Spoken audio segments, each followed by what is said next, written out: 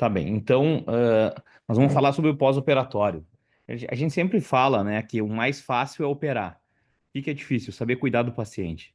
Ainda mais quem faz cirurgias grandes, e principalmente o pessoal da digestiva e os demais colegas, quando foram fazer outra especialidade, a gente tem que saber cuidar do paciente, porque às vezes ele está andando normalmente, a gente acha que não está. Ou às vezes acontece alguma alteração e a gente acha que a gente vai ter que intervir, vão ter que reoperar. E às vezes não é bem assim. Às vezes pode acontecer e às vezes não é só devido à cirurgia, às vezes é devido a fatores do paciente. Então, o objetivo da nossa aula de hoje, qual que vai ser? Vai ser nós sabemos, vamos começar rapidamente a falar sobre febre no pós-operatório, e aí nós vamos para as infecções do sítio cirúrgico. Nós vamos falar sobre deiscência de sutura, e quais os fatores que aumentam o risco da deiscência de sutura. E aí depois nós vamos falar sobre fístulas, porque nem sempre numa fístula a gente vai sair operando. E muitas vezes o tratamento conservador, quando bem indicado, ele vai não só salvar a vida do paciente, mas muitas vezes ele vai se resolver completamente uma fístula.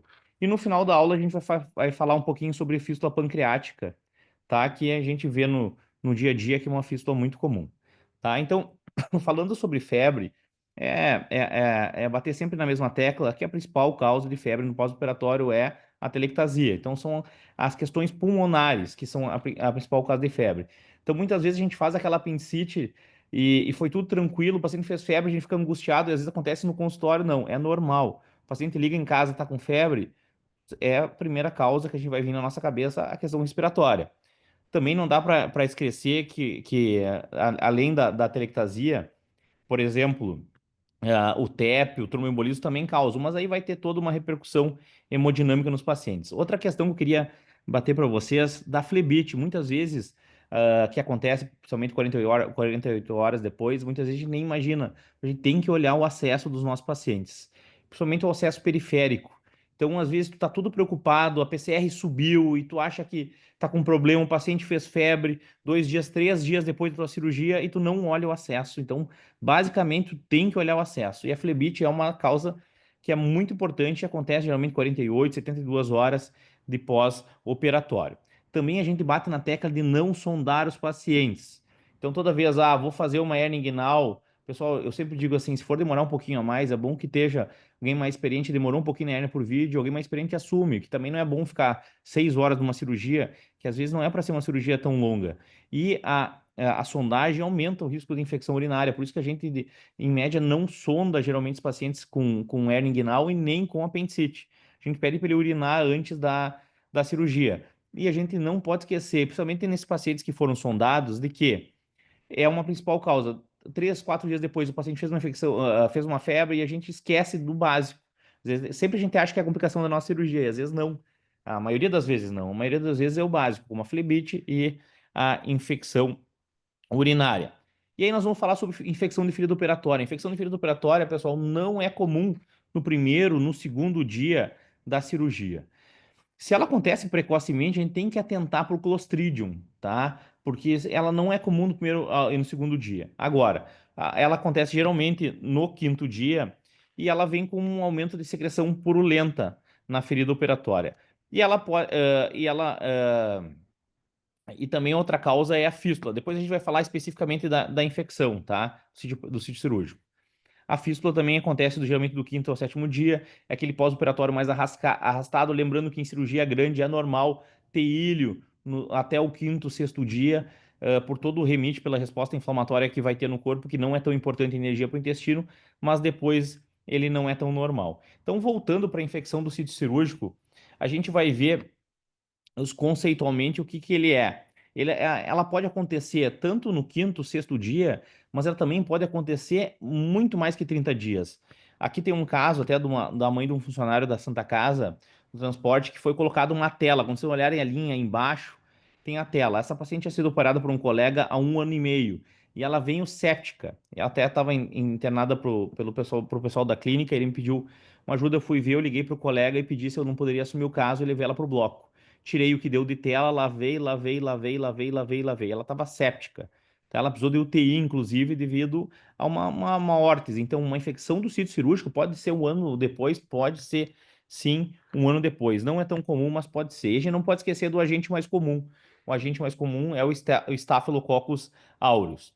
Aí quando a gente vai em classificação, a gente vai ver a superficial que ela pega a pele e o subcutâneo e a infecção do cílio cirúrgico profunda, que daí já pega o músculo. Toda vez que for profunda, nós vamos atentar de novo para o desgraçado do Clostridium.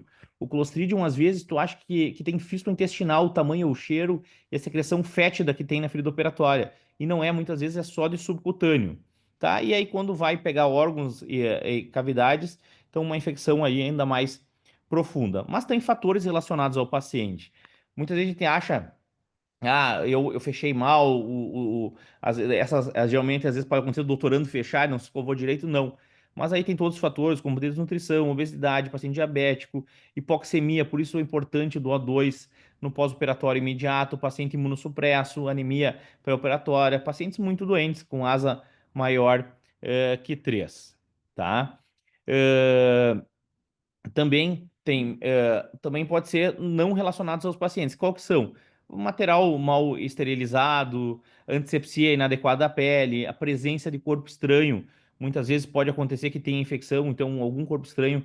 Já aconteceu um vice-prefeito de uma cidade do litoral, operou um apendicite, disse que foi, sério, foi tudo tranquilo, apendicite com Davis, uma incisão aberta, internou para mim com secreção fétida, adivinha o que tinha no subcutâneo dele? Uma gase. Que o corpo estranho ele vai perpetuar essa infecção numa cirurgia que ela não é tão contaminada. Então, o que que a gente faz que a gente tem que cuidar? Então, a presença de drenos pode aumentar a infecção. As cirurgias de emergência estão fazendo uma colestectomia eletiva, uma colestectomia na urgência, aumenta a chance. É cuidado com o antibiótico inadequado. A gente tem que saber qual antibiótico a gente tem que usar e isso faz parte do resultado teu como cirurgião o antibiótico. Então, tu tens que perguntar para o anestesista qual antibiótico fez. Fez profilaxia? Tem que perguntar sempre, tá? A hospitalização pré-operatória e a cirurgia prolongada. E aí nós vamos ver que nós devemos fazer o quê? Era abrir um pouquinho do ponto quando tiver essa infecção e lavar bem essa ferida operatória. A gente não esquece da facete necrotizante e do Clostridium. Mais uma vez, eu estou falando do Clostridium, não é tão incomum. Nós vamos para uma classificação e quem for fazer prova, atente para essa classificação. E elas são 3 critérios. Quais são os critérios? O tempo do procedimento acima de 75 do normal. Então, uma colestectomia que demora 40 minutos, demorou 2 horas, dependendo se for uma tranquila, o tempo aumentado de 75% do normal é um critério. A cirurgia contaminada ou suja é outro e pacientes doentes com asa maior que 3. Então, olhem ali embaixo. Se o paciente não tiver nenhuma doença, ele tem 1,5% de chance de ter infecção cirúrgica. Agora, se ele tiver um desses 3, já vai para o dobro do risco de infecção. Agora, se ele tiver os 3, já vai para 9, mais de 9 vezes o risco de infecção. Então, quando o tempo cirúrgico foi muito aumentado, quando a cirurgia é contaminada e o paciente é muito doente, aumenta muito o risco de infecção. Isso cai, essa é uma tabela do Sabeston, isso cai sim o risco de infecção do sítio cirúrgico nesses 3 critérios. E a gente tem que saber também na prática diária. Nós temos que saber cuidar da nossa ferida, tá? Porque elas são uma estruturas que têm perturbações. E essa homeostase, esse equilíbrio que fazem com que ela cicatrize. Então, primeira questão, curativo tem que ficar fechado nas primeiras 24 horas. Todos os meus pacientes, fez laparotomia, hoje de noite vai abrir, amanhã de manhã, não. 24 horas fechado. Vai dizer, Mohamed, por quê? Lembrem das fases da cicatrização, que até essa é uma aula que o professor Coral dá fantasticamente bem. A cicatrização, a primeira fase dela é epitelização, e a epitelização demora as primeiras 24 horas. Então, quando o paciente, eu operei o paciente hoje, ele vai poder abrir o curativo 24 horas depois apenas. Então, quando a gente operou um paciente até mais tarde de noite, não vai abrir naquele outro dia. Nós vamos deixar para o outro dia abrir. Isso reduz, sim, a infecção do sítio cirúrgico. E que nem eu falei antes de infecção aguda ou crônica, que uma infecção pode acontecer no quinto ou sétimo dia ou pode acontecer um bom tempo depois. Agora, sobre a cicatrização adequada, o que tem que ter uma cicatrização adequada? Tem que ter uma ferida bem vascularizada com tecido desvitalizado. Então, o tecido que tem que estar ali tem que ser vitalizado. Não pode ter tecido desvitalizado. Então, muitas vezes, a gente tem que fazer um desbridamento para tirar esse tecido que não está vitalizado. Tem que estar livre de infecção e tem que ter umidade. A umidade é um dos fatores importantes que é o que o curativo ajuda para manter esse equilíbrio, tá? Então, os curativos eliminam o espaço morto, controlam o exudato, impedem o crescimento bacteriano e garantem o equilíbrio adequado dos fluidos. Por isso que muitas vezes a gente vai ver agora adiante sobre o dreno, a gente fazendo um curativo compressivo, muitas vezes aquele Portovac que a gente coloca não tem tanta valia. Então tem essa frase que as feridas são colonizadas com micróbios, mas, no entanto, nem todas as feridas são infectadas. Colonização tem, o que não pode ter é infecção. Uh, Antibiótico terapia com profilaxia? Não, a gente não acaba fazendo antibiótico terapia como profilaxia. Quando que a gente faz antibiótico terapia? Quando tem celulite, estrias linfangíticas, quando tem purulência. Tem purulência? Faz. E pessoal, vamos olhar a ferida operatória dos pacientes. Se está vermelho, vai ali que vai ter secreção. Contém mau cheiro e contém gangrena úmida. Só que muitas vezes a gente não adianta nós fazermos antibiótico. Eu já tive caso meu, até de hérnia incisional, que eu tive que reoperar o paciente. Uma hérnia, aliás, foi uma hérnia umbilical que era gigante e estava estrangulada. E o cara teve que reinternar para fazer antibiótico sistêmico. Quando que acontece isso? Quando o paciente começa a ter sintomas sistêmicos, calafrios, náusea, começa a ter hipotensão por uma infecção de ferida operatória. Pode acontecer hiperglicemia, lembrem lá do remite que a insulina vai estar inibida, né? Porque a gente precisa de energia, precisa de glicose, então vai estar uma descompensação da glicemia, vai ter leucocitose e pode ter alteração do estado mental. O que que a gente tem que cuidar muito, pessoal? A gente tem que deixar sempre o tecido vitalizado, tá? E também nada de ficar se esfregando. Nada de ficar esfregando. Então, por exemplo, assim, peguei uma barriga contaminada, uma peritônio fecal, por exemplo, aí eu pego uma escova de clorexidina e começo a escovar o subcutâneo. O único caso que eu tive de Clostridium foi um caso assim, foi lavar o subcutâneo quando um professor meu na época da cirurgia geral me pediu para fazer, e a gente lavava eles com escova. Não se lava, isso aumenta o risco de infecção, tá? A gente tem que cuidar sobre a água oxigenada. Lembrando que o tétano, ele é sensível ao peróxido, ele é útil. Então, um ferimento por prego, por exemplo, assim, perfurante, a gente vai botar água oxigenada. E aí, o que que nós vamos fazer? Nós vamos botar um pouquinho por quê? Para diminuir a chance de ter tétano, mas ela não serve para mais nada. Existe casos na literatura descritos de embolia gasosa. Por qual motivo? Embolia gasosa devido ao uso exagerado de água oxigenada. Sempre diz, água oxigenada serve para lavarmos o nosso jaleco. E aí nós vamos para a classificação das principais complicações da ferida operatória. Seroma é a principal? Não. Qual que é a principal? Hematoma. Mas vamos começar com seroma, que é muito frequente de nós vermos. Então, assim, hoje em dia, as cintas compressivas ajudam muito. Então, vou estar no ambulatório, vou operar uma hernia inguinal, tomara que faça uma laparoscopia, mas se tiver que operar uma hernia inguinal aberta, já fala para o paciente trazer uma cueca bem apertada, tá? Agora, tu vai fazer uma hernia incisional. Pessoal, custa R$ 70, R$ 100, tá? É um valor hoje desprezível pela desvalorização. Então, convence teu paciente a comprar uma cinta compressiva. Isso é no consultório já. Eu já digo pro paciente, vai para a cirurgia e leva a cinta na tua mão. Eu acabo de fazer o curativo, eu já coloco a cinta compressiva. Isso diminui muito o seroma, pós-operatório e evita que a gente fique usando drenos de sucção que aumentam sim o risco de infecção. Mohamed, eu acho que todo paciente não pode usar dreno, não. Acho que tem paciente que acaba usando, mas cada vez menos a gente está usando esse dreno. Tem vários trabalhos que falam sobre isso, em gestantes e tal, que aumentam o risco de infecção. Então, pessoal, eu estou diante de um seroma. O que que eu faço? Qual o tratamento dele? É nada, não faço nada. Agora, principalmente agora nessas grandes hérnias ígneo-escrotais que nós estamos fazendo por laparoscopia com a técnica do abandono do saco, eu tenho um paciente agora que fiz uma gigante que está com uma bola. Eu falei, não é hérnia, não era recidiva. É o seroma. Apesar de o seroma aumentado, também aumenta as chances de recidiva. O que que a gente faz? O paciente está com dor, ele está sofrendo. Bom, nós vamos ter que fazer alguma coisa. Agora, se o seroma for assintomático, a grande maioria desses seromas, eles reabsorvem. Antigamente, vou abrir um ponto para drenar. Não, não se abre o ponto para drenar. Tu vai acabar infectando esse seroma. Então, o que que a gente vai fazer? Nós vamos botar uma ecografia e vamos fazer punção desse seroma. Mas o Mohamed, eu fiz uma hernia escrotal, pedi uma eco com punção, o cara veio no consultório de novo. Vocês vão ver na prática, na vida diária, até o paciente no consultório, é raro, mas quando acontece, a gente sofre. Uma punção simples de um seroma. Com o tempo é menos até. Agora, se vem de novo, tá com seroma, o que que eu vou fazer? Eu já puncionei, ele refez o seroma, tá sintomático. O que que eu vou fazer? Eu vou repuncionar. Isso tá no Sexto. Na segunda vez, repunciono o seroma. Agora, Mohamed, meu Deus, venho ter a terceira vez.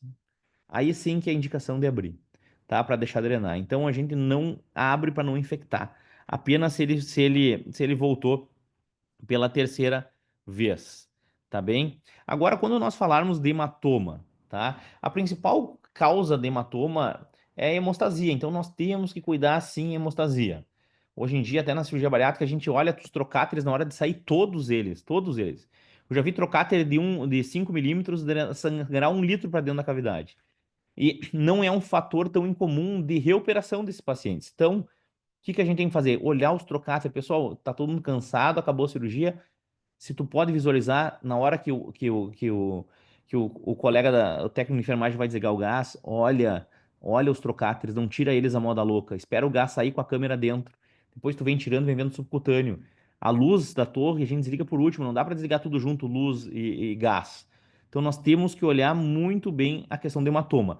Lembrando que o hematoma é uma causa comum em pacientes anticoagulados, então vocês vão ver muitas vezes da cardio, vão chamar para vocês paciente com hematoma gigante de reto peritônio e aí o paciente chocou. Todo mundo vai se angustiar. Isso é normal na prática clínica.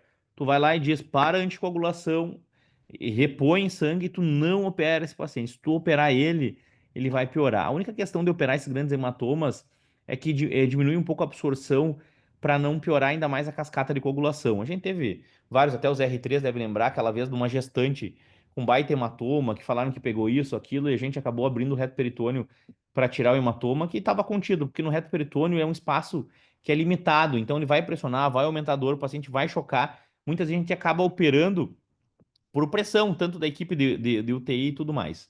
Mas quando que a gente opera o hematoma? Quando acontece a instabilidade do paciente, tu não consegue reverter de outra maneira, e quando o paciente está muito sintomático, tá? Então tá muito sintomático. E aí a gente acaba abrindo e fazendo uma hemostasia. Mas muitas vezes no paciente anticoagulado não adianta nós ficarmos abrindo dando uma de herói. Nós vamos abrir e não vai parar. Aí nós vamos com controle de danos, botar compressa, já aconteceu, e depois retirar essa compressa com o tempo, porque ele acaba melhorando através das reposições dos fatores, e aí depois a gente acaba retirando a compressa que a gente falou. Agora nós vamos para a parte da deiscência de sutura. Por quê? Porque a parte que já estamos cansados, já fizemos uma cirurgia grande, já fizemos uma duodenopancreatectomia.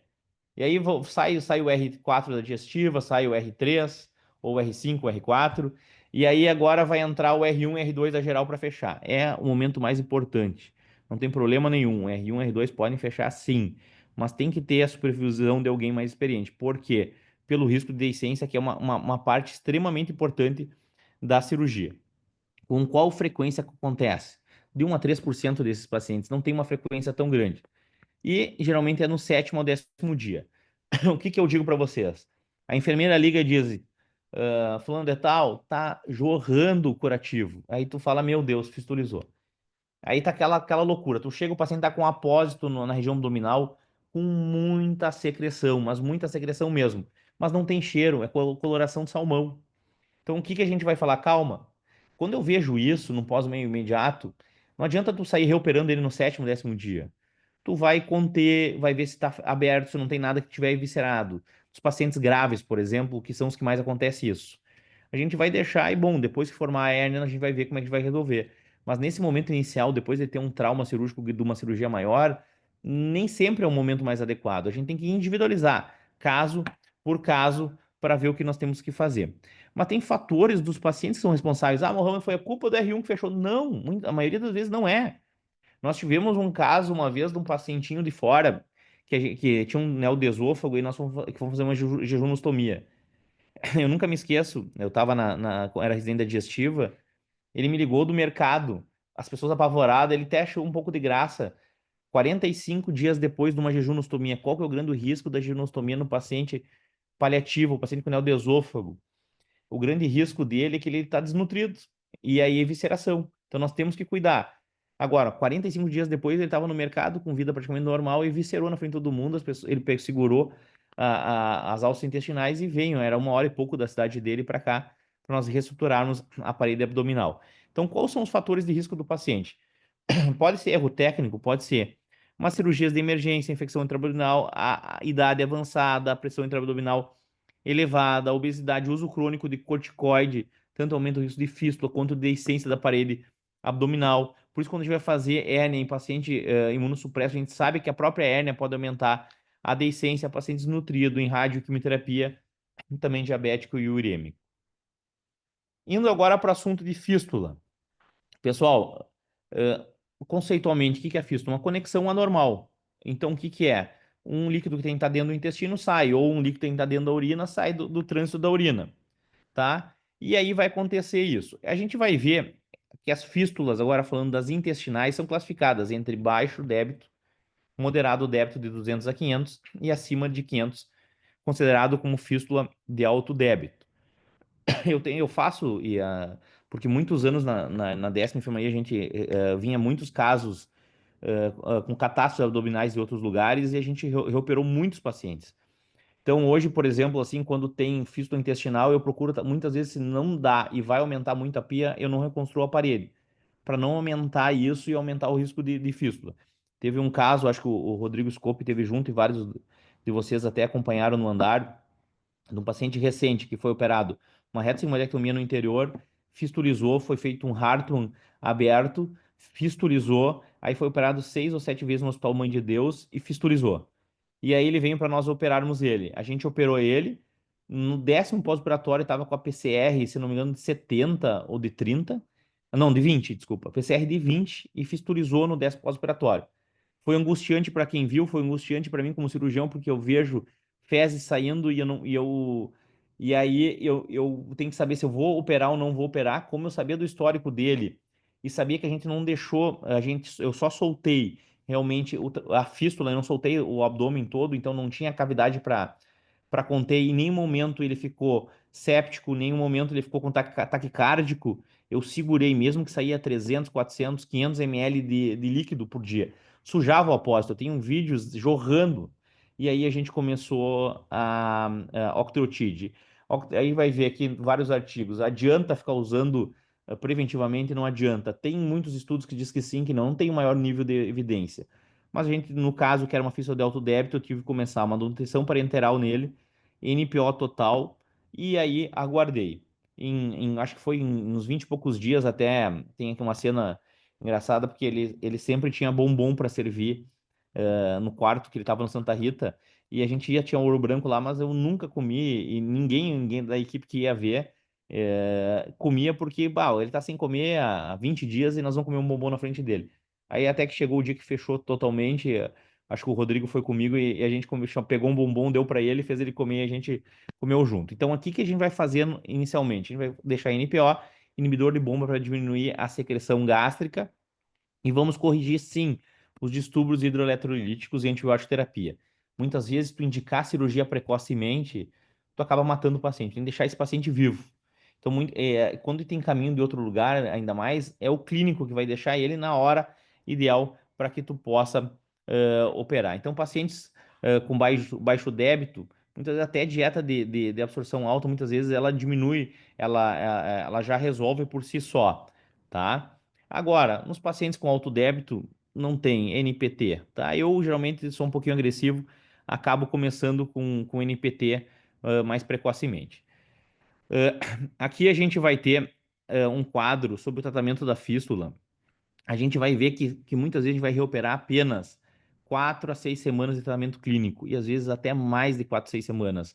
Só se estiver intolerável, senão quanto mais tempo a gente segurar, maior é a chance de tirar esse paciente vivo. Lembrando que essas cirurgias de catástrofe abdominal, tudo que tu não quer que esse paciente morra. Então, não adianta. Adianta, por exemplo, fiz a melhor cirurgia, ressequei o delgado, eu anastomosei, aí eu faço uma cirurgia complexa de fechamento da parede, mesma coisa que fizeram o Bolsonaro, e foi muito corajoso o cirurgião e deu certo, mas eu evito muitas vezes fazer isso, eu não sei como é que foi o caso lá, Agora porque não conversa, mano. Andy, Não foi, não é Andy, isso, cara. Mas por ahora Andy, está bien, pero... No, papi, que no se trata de comer eso. Ah, alguém no. avisa o Andy para desligar o som. Maluco, pero... Andy?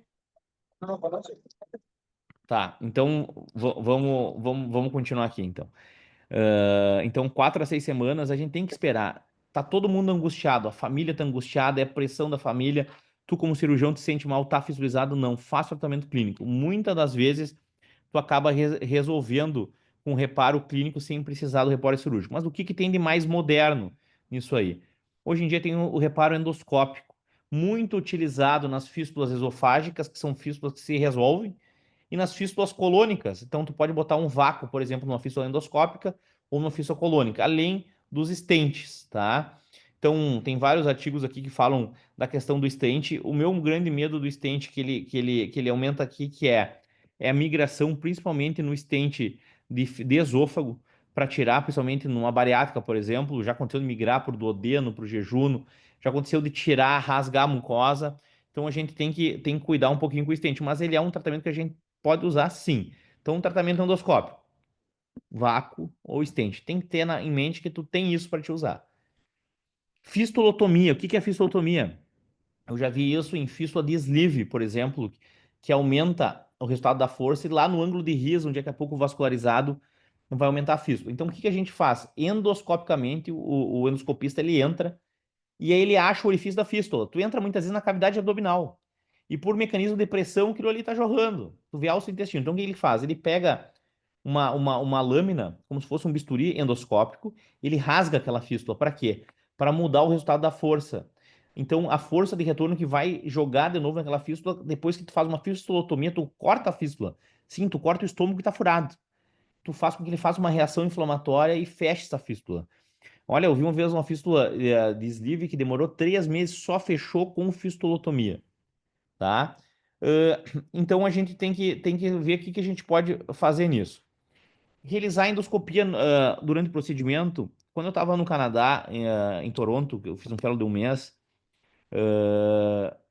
lá o que que faziam? O residente da geral é 5 anos, então todo mundo que fazia geral já saía com formação de endoscopia e de colonoscopia, 100% dos residentes, tá? Essa formação desde 5 anos. Então todos os bypass gástricos, a bariátrica, eles faziam endoscopia transoperatória. Na hora que a gente vem, tentou de tudo que é maneira pensar, mas a gente não tem no bloco, por exemplo, o endoscópico à disposição a todo momento. A Procto utiliza isso muito. Então, nas reto-imolectomias, não naquelas com anastomose muito baixas, onde a gente consegue palpar no dedo, tá? Mas aquelas que é um pouquinho mais alta, a gente faz o borracheiro. Mas o melhor borracheiro que tem para nós fazermos, qual que é? É nós colocarmos o aparelho de colono, por exemplo, e aumentar a pressão. Aí tu já vai ver a linha de grampo, como é que ela tá, e tu já pode, inclusive, clipar se tiver algum sangramento, dar um ponto por fora, tá? Então a gente consegue resolver isso por endoscopia. Então, Muhammad, mas e o azul de metileno no bypass gástrico? O azul de metileno, ele é muito bom, mas ele é menos sensível do que uma endoscopia transoperatória para a questão de fístula. Cadu, se puder só desligar o microfone. Agora, nós vamos para uma outra questão. Hoje em dia, com a tecnologia, o que que vem? O verde de lucianina. Então, a gente vê na cirurgia robótica, mas aqui está sendo feito o verde numa cirurgia aberta. Isso é extrema importância. Então, se tu tem disponível, às vezes fica maluco, porque quem não entende compra uma torre de vídeo por 60, 50 mil, não bota o vernussenina. Olha, cada vez mais os artigos estão mostrando e quem usa não fica sem, tá? Ele nos ajuda muito. Então, nessa reconstrução aqui, foi usado o verde. Olha a pontinha aqui, a gente acha que está viável. E aí, na hora que nós vamos fazer o verde-inducenina, para fazermos a anastomose, a gente vai ver que não vai ficar 100%. Olha, então, se nós fizermos uma anastomose, por exemplo, um Barcelona usando essa ponta, talvez fisturizaria. Então, nós temos que ressecar essa pontinha aqui. Ele acaba nos ajudando muito, tá? Então, hoje a cirurgia coloproctológica usa muito, e todas as cirurgias. O pessoal está usando o verde-inducenina em colicistectomia. Eles chegam a fazer na noite anterior ou de manhã bem cedo para ver a via biliar.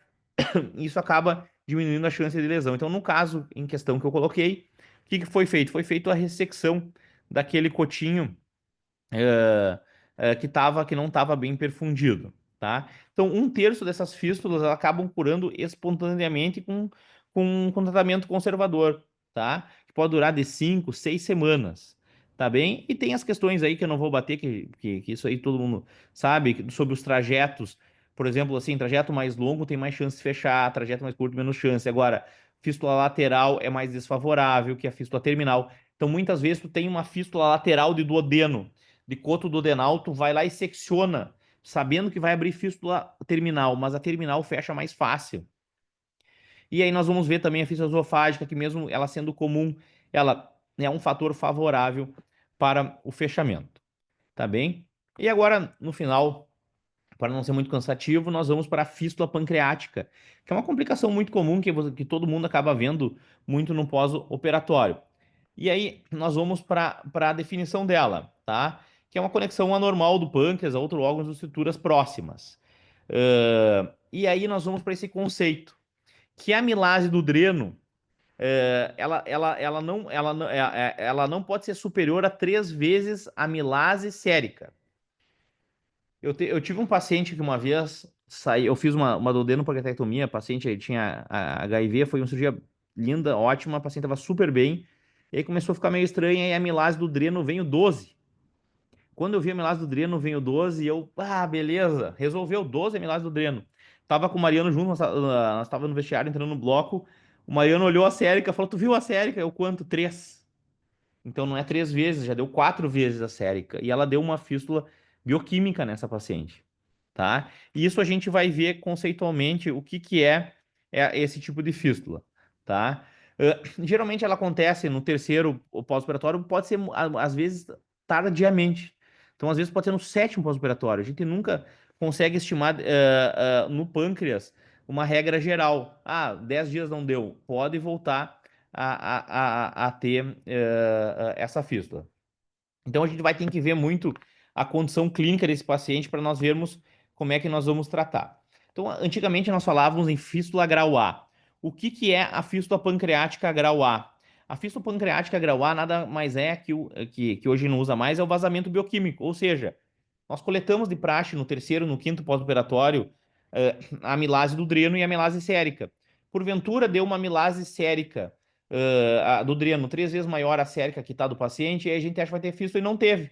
Foi só bioquimicamente, não repercute em nada.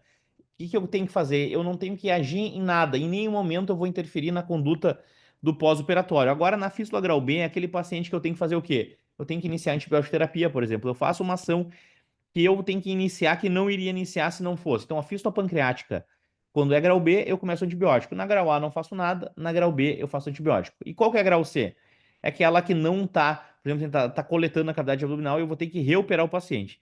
Então, a fístula pancreática grau C é nos pacientes mais graves, eu tenho que acabar muitas vezes reoperando esse paciente. Na grau C sempre, né?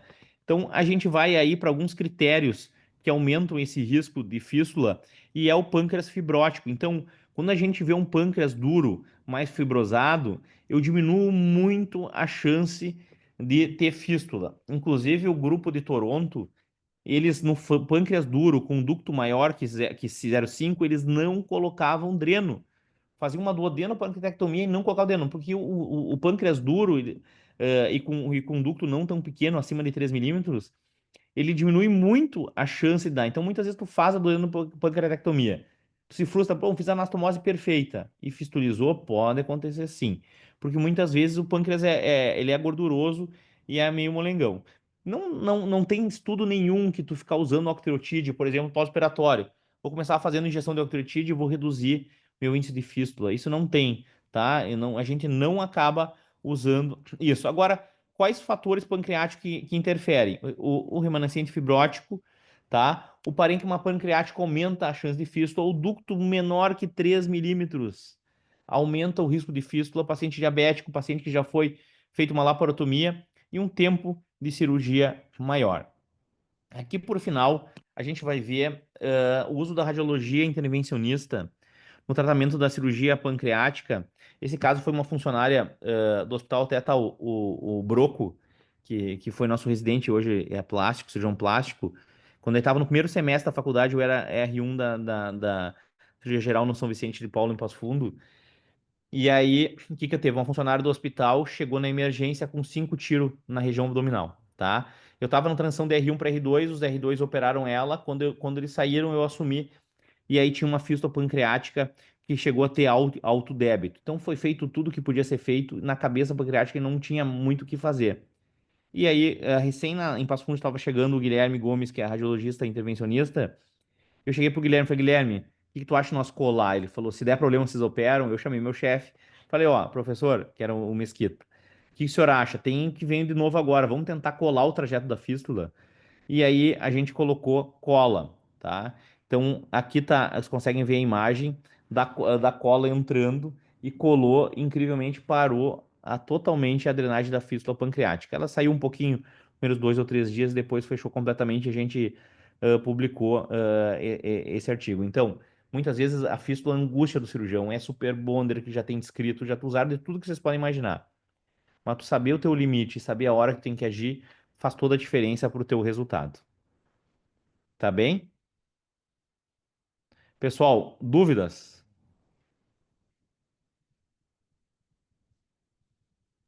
Boa noite. Eu tenho uma dúvida, professor. Sim. Como é Ahn, que tá, Marília? Não vai perguntar nada muito complicado, né? não, não, Pode ficar à é bem vontade. simples. Eu acho mais bem que é uma coisa que acontece muito no hospital e é bem simples, só para tirar essa dúvida, porque Claro, claro, é fica à vontade. quando a gente faz uma cirurgia aí da digestiva, que tem uma abertura tá, toda a parede abdominal, uma cirurgia grande, né? E às vezes esses pacientes ficam na UTI, né? Sim, Há muito tempo, e a gente sabe que se esse paciente fosse de alta, tiraríamos os pontos da cirurgia provavelmente 10, 15 dias, né? sim, Mas às vezes esses pacientes ficam aí na UTI muito tempo e daí a gente esquece. Mas eu não sei se pela questão da cicatrização, porque são pacientes que estão um pouco complicados, que têm reações inflamatórias mais altas, né? E isso diminui a cicatrização e tudo mais. Então, eu não sei se a gente continuaria, tipo, com o Emília, mesmo... Hum? Emília, eu sempre digo nesses casos, nós temos que sempre jogar com retranca. No futebol a gente diz com defesa. Por que eu estou te falando isso? Por exemplo, assim, o paciente já está numa cirurgia complicada, ele está sob ventilação mecânica, e aí vão tentar estubar ele, aumenta a pressão intraabdominal, arrebenta os pontos, nem é muitas vezes da técnica, a maioria das vezes não é.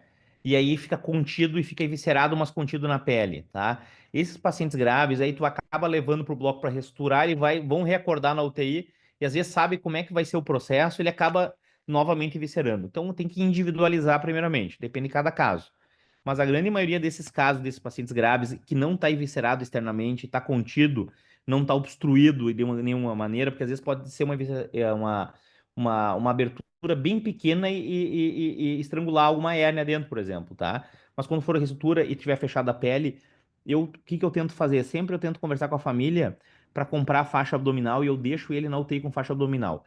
Hoje vem um paciente que fazem, acho que 3 meses, não sei se algum de vocês chegou a ver comigo ele, me ligaram da UTI do Pereira, que era um paciente convênio que aceitaram um politrauma, que no trauma morreu a sogra e ele estava entubado para eu operar o abdômen. Eu pensei, putz, eu já fiz trauma há um bom tempo na minha vida, mas eu pensei, agora eu não estou fazendo mais trauma, mas vou lá ver. Aí me ligou uma colega médica clínica que disse que era familiar dela e eu falei, tá bom, vou lá ver o paciente. E falou que estava saindo grande quantidade de secreção, tem que operar, tem que operar, tem que operar. Eu cheguei lá, a secreção era salmão. E eu pedi quem que operou. Era um trauma de meso que foi operado em Bento Gonçalves. Eu, na hora que eu descobri o nome do cirurgião, é um cara que eu respeito, um cara que eu vi a formação dele, que é muito bom cirurgião. O trauma de meso, muitas vezes, acontece dele abrir a alça do intestino um dia depois, entre aspas, o comer bola. Não é bem assim, porque tu vê líquido na tomografia e não vê perfuração. Só que daqui a pouco vai esquemear e vai perfurar. Então ele ressecou e a família estava meio assim, porque demorou um dia. Depois tiveram que reestruturar a parede e tal. Eu reoperaram 2 vezes. Claro, ele estava entubado ainda, não deu certo. E quando ele veio, eu fui ver essa cor salmão e falei, não vou operar. E eu vi a tomografia, não tinha nada para ser fístula. E eu não reoperei esse paciente, o problema dele era pulmonar. Bom, ele tinha, Emília, para voltar para tua pergunta, ele tinha pontos de mononylon 2 zeros na parede abdominal e tinha pontos de prolene 0. Ele deu pontos que pegava totalmente um pouco de parede com tudo fechado em 3 pontos, tá? Por fora, pontos de contenção. Antigamente a gente falava os cachorrinhos que botava a sondinha no meio. Ele só deu com prolene. Bom, esse cara na UTI do Pereira com manejo clínico foi espetacular, foi estubado, estava arrebentado com a perna, com fratura, já operou a fratura com o Migon aqui na Santa Casa, tá caminhando primeira semana sem muleta. Eu demorei quase 45 a 60 dias para tirar aqueles pontos de contenção, porque ele estava desnutrido, eu não arrisquei, eu esperei cicatrizar completamente. Cada vez que eu ia lá, que ele vinha para consulta depois de tudo que aconteceu, Eu olhava, se tinha uma mínima dúvida e poderia abrir, eu não te tirava os pontos. Chegou até de ser um pouco chato, de alguns pontos tá quase que interno, mas a gente tem que jogar na retranca. Nesses casos, Emília, segura o máximo possível. É melhor ser difícil tu tirar depois do que tu tirar precocemente e abrir a parede abdominal e tu indicar uma cirurgia no pior momento dele. Hoje eu pedi uma tomografia, ele é carteiro, ele até me falou, a esposa dele está em depressivo ainda por causa do acidente que perdeu a mãe, imagina, para ver só a questão da hérnia abdominal, para estimar ela como é que tá, e não tá tão grande para reoperar. Então, não tem uma regra geral, mas esses pacientes que estão na UTI mal, não tira os pontos. A regra 14 dias, 20, não tira nesses caras, espera ele ser entubado. Tá, claro, o cara tá 2 meses entubado, tu vai tirar, né? Mas de regra geral, espera o máximo tempo possível para estar bem cicatrizado e a avaliação é diária. Certo, obrigada. Imagina. Mais alguma pergunta? Mohamed, Angélica aqui. Tudo bem? Oi, voltei. Na verdade, não quero fazer uma pergunta, mas um comentário. Eu Aham. tive uma experiência também com cola para fístula pancreática e não foi tão feliz assim quanto a tua, mas foi quase agora, olhando para trás, cômico. É um paciente que, na verdade, caiu na minha mão com uma pancreatite crônica agudizada, fistulizado já, e aí o colega, com sangramento abdominal, o colega foi viajar e pediu para assumir. Só que ele daí estabilizou do sangramento, ficou bem. Eu tinha operado porque estava com sangramento da gastrodenal e ele ficou com uma fístula pancreática, com um dreno. E meses drenando. Depois de 2 meses drenando aquela fístula, tá, vamos tentar botar, não, 4 meses drenando a fístula, tentamos colocar um dreno pancreático com o Júlio. Não deu certo, vamos trocar, botar outro dreno pancreático. De repente oclui e a fístula vai melhorar. Não deu certo, falei, quer saber, Júlio? Vamos botar a cola aí. Eu vou lá contigo e tal. A gente fui junto no procedimento, ele botou a cola no ducto pancreático, aquela cola migrou, Mohamed, saiu do ducto pancreático, foi para a via biliar do paciente, e aí agora ele tinha uma fístula pancreática e uma obstrução biliar. Daí a gente colocou um ducto biliar, um dreno biliar nele, um stentezinho. Aham. Um Eu stent. fiquei um ano internado com esse paciente comigo, não tem como me esquecer. E aí eu sei que daí foi saindo cada vez que trocava o stent biliar, que a gente trocava a cada 3 meses, a cola ia saindo, deu certo, a fístula devagarinho foi fechando e no final deu tudo certo. Consegue ver meu Mas mouse para aqui, Angélica? consigo. O mouse. Olha o trajetinho aqui da agulha, porque ele tinha um trajeto, ela tinha um trajeto epitelizado aqui. Ah, E top. aí Claro foi que se nesse aqui que vazasse, tu vai vendo, ele vai colando. Mas claro, o que que a gente sempre acha? Sempre acha não, que a gente faz. A gente faz o menos invasivo possível, porque a claro, cirurgia é claro. inevitável. Aconteceu o que aconteceu, bom, mas tu tentou fazer o melhor. Eu tô com uma paciente, Tentamos. Angélica, que olha só o caso dela, tá na UTI do Nora já faz 3 semanas. Até vários residentes estavam na sala aquele dia. Uma coledocolitíase pós bypass gástrico, tá? De 4 anos atrás. Então a gente abriu o estômago excluso e foi feita uma CPR transoperatória, foi feita uma papilotomia. A via biliar Uhum. era 0,9, 1. O único cuidado que a gente teve foi botar o trocáter de 15. A gente abriu e ele fez.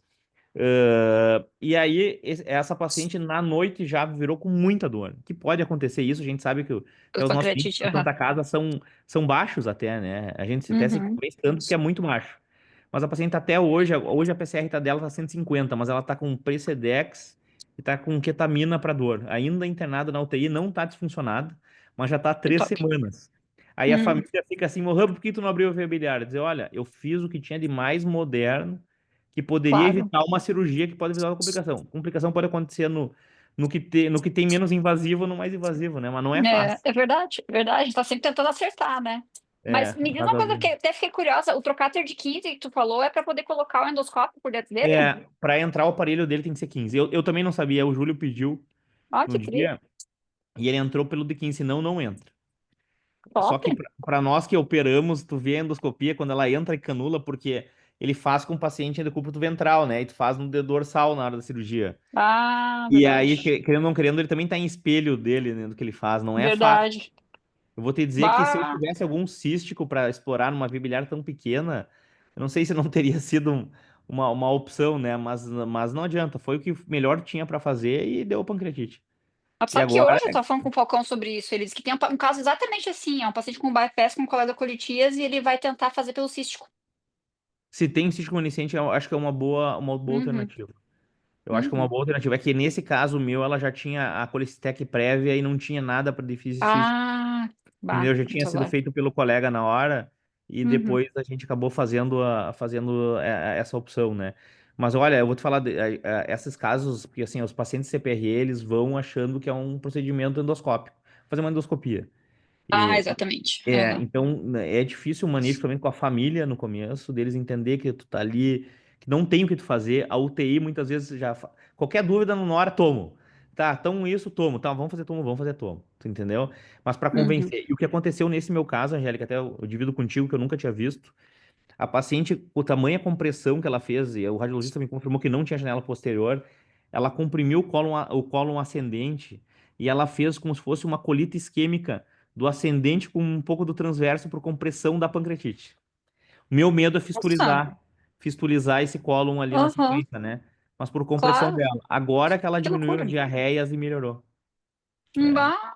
mas Compressão faz parte. venosa? Colite isquêmica venosa. Deve ter Ela sido, né? Porque comprimiu arterial não pela. deve ser. Que fez o Retorno pâncreas dela venoso. virou um líquido, não um líquido, uma reação inflamatória, o reto peritônio, tanto que quem não está acostumado com isso, palpa o abdômen e fala, tá em ilho. E não é ilho, tu faz uma toma, o delgado tá normal. O que o reto peritônio, Uhum. que ele fica tão cheio de líquido que fica tão dura o abdômen do paciente, é tão Uhum. inflamado. Uhum. A PCR estava em 330, hoje está em 150. Mas Ah, ela tá ainda melhorando. tá com Precedex e ketamina. Que loucura. É angustiante, mas faz parte do É, nosso trabalho, né? exatamente, são nossas complicações, né? O motivo da tua aula aí. É. Mas isso aí, Mohamed, parabéns pela aula, foste muito bem. Estamos estourando no horário aí 8h58, então foi muito bem. Ah, não sei se os meninos têm mais alguém tem dúvida aí, queira perguntar?